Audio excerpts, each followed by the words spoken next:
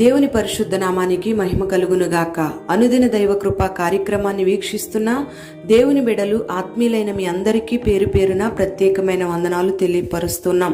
నిశ్చయముగా ఈ దినం ఈ మాటలు వింటున్న మీకు ఆయన ఉన్నతమైన కృప తోడయుండునుగాక. ప్రియ దేవుని బిడ్డలారా, పరిశుద్ధ గ్రంథంలో కీర్తనల గ్రంథం 22వ అధ్యాయం 15వ వాక్యంలో నా నాలుక దవడను అంటుకొని ఉన్నది అని వ్రాయబడి ఉంది. అంతేకాకుండా యేసయ్య శిలువలో పలికిన మాటను కూడా మనం గమనిస్తే నేను దప్పిగొనుచున్నాను అని ఆయన మాట్లాడుతూ ఉన్నాడు. మరి ఆయనకు కలిగిన దప్పిక శరీర సంబంధమైంది కాదు గాని అది ఆత్మల కొరకైన దాహం. ఇదే ప్రభు యొక్క దాహం. తిండి లేకపోవడం వలన కలిగే బాధ కన్నా దాహం వలన కలిగే బాధ మరీ ఎక్కువగా ఉంటుందని మనం గమనించాలి. శాస్త్రీయ పరంగా కూడా మనం గమనిస్తే తిండి పరంగా భోజనం లేకుండా బ్రతికే కాలం కన్నా నీళ్లు లేకుండా బ్రతికే కాలం చాలా తక్కువ అని సైన్స్ చెప్తూ ఉంది. ఎండవేళల్లో చల్లటి నీళ్లు తాగితే ఎంత ఆనందం కలుగుతుందో, ఎంత ఉల్లాసం కలుగుతుందో, అంతకంటే ఎక్కువగా ఆత్మలు రక్షణ పొందినప్పుడు ప్రభువుకు అంత ఆనందం కలుగుతుంది. మరి ఒక పాపి రక్షణ పొందితే పరలోకం అంతా కూడా ఆనందిస్తుందట.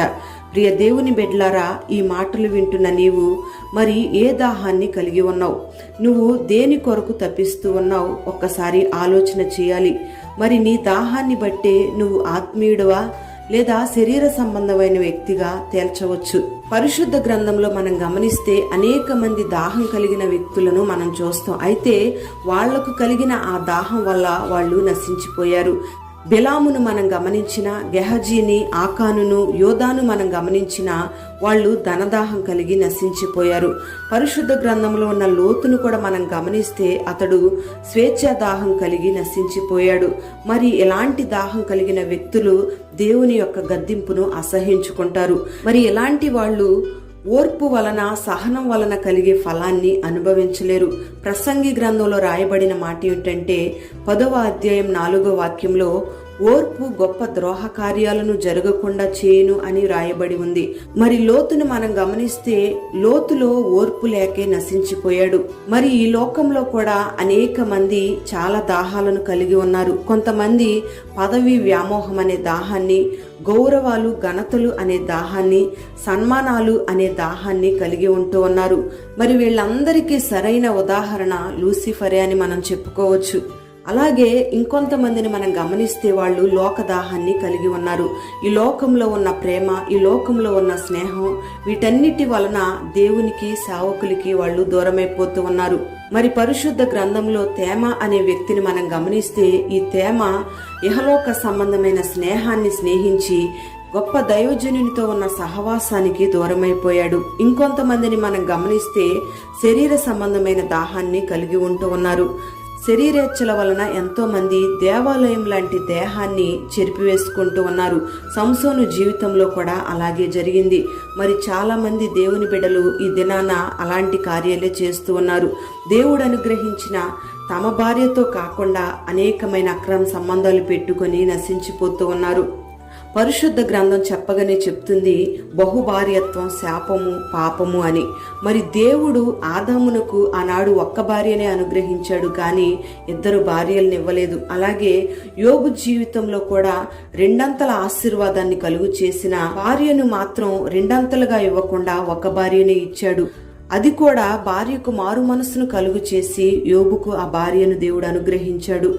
ప్రియ దేవుని బిడ్డలారా, మరి ఎలాంటి దాహాలను కలిగి ఉంటే నీకు నిత్య నరకం తప్పదు. అందుకే అది గమనించుకొని ఈ లోక సంబంధమైన దాహాన్ని నువ్వు విడిచిపెట్టి ఆత్మలను సంపాదించే దాహాన్ని నువ్వు కలిగి ఉండాలి. కనీసం నెలకి ఒక్కరికైనా నువ్వు స్వార్థ ప్రకటించి వారిని ప్రభువులోకి నడిపించే ఆ కృపను నువ్వు పొందుకోవాలి.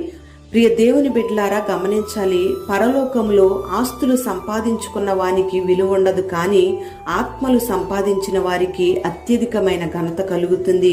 ప్రభువు గొప్ప ఆధిక్యతను వారికి అనుగ్రహిస్తాడు. ప్రియ దేవుని బిడ్డ, నువ్వు గమనించాలి, ఈ ప్రపంచంలో మనం గమనిస్తే ధనవంతులందరికంటే గొప్ప ధనవంతుడున్నాడు. అయితే అతని కంటే కూడా నువ్వు ఒక ఆత్మను రక్షించగలిగితే ఆ ధనవంతుని కంటే నువ్వే దేవుని దృష్టిలో గొప్పవాడు అవుతావు. కారణం, ఒక ఆత్మ యొక్క విలువ ఈ లోకంలో ఉన్న వెండి బంగారాన్నంతా పోగేసినా కూడా సరిపోదు.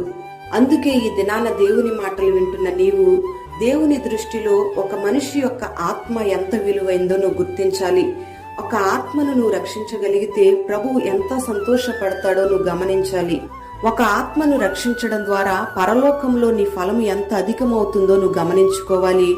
ఒక ఆత్మను రక్షించడం ద్వారా ప్రభువు నిన్నెంత గణపరుస్తాడో నువ్వు గుర్తెరగాలి. అందుకే ఈ లోకంలో ఉన్న ధనధాన్యాలను సంపాదించుకునే దాహం కన్నా, లోక సంబంధమైన స్నేహాలను సంపాదించుకునే దాహం కన్నా, ఈ లోక సంబంధమైన శరీర కోర్కెలను తీర్చుకునే దాహం కన్నా ప్రభువు వలె ఆత్మలను సంపాదించుకునే దాహాన్ని ఈ దినాన నువ్వు కలిగినట్లయితే నిశ్చయముగా నువ్వు గొప్ప గనుడుగా దేవుని దృష్టిలో మార్చబడతావు.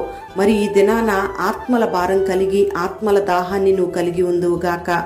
ఆత్మలను సంపాదించే ఆ కృపను దేవుడు నీకు అనుగ్రహించి పరలోకంలో నీ ఫలాన్ని దేవుడు అధికం చేయునుగాక. ఆమేన్. పరిశుద్ధుడవైన తండ్రి, దయగలిగిన దేవానికి స్తోత్రం చెల్లిస్తున్నాం. ఈ దినాన ఈ మాటలు వినని బిడ్డలందరినీ కూడా పేరు పేరున మీరు ఆశీర్వదించండి. గనుడవు గొప్ప దేవుడవైన నీవు ఆత్మల దాహాన్ని కలిగి ఉన్న రీతిగా ఈ దినాన ఈ మాటలు వినని బిడ్డలందరికీ కూడా ఆత్మల పట్ల భారాన్ని కలుగు చేయండి. ఆత్మల దాహంతో అనేక ఆత్మలను నీ వైపు త్రిప్పగలిగిన ఆ అభిషేకాన్ని నీ బిడ్డలకు దయచేయండి. కృపగలిగిన వ్యక్తులుగా ఒక్కొక్కరిని మీరు మార్చండి.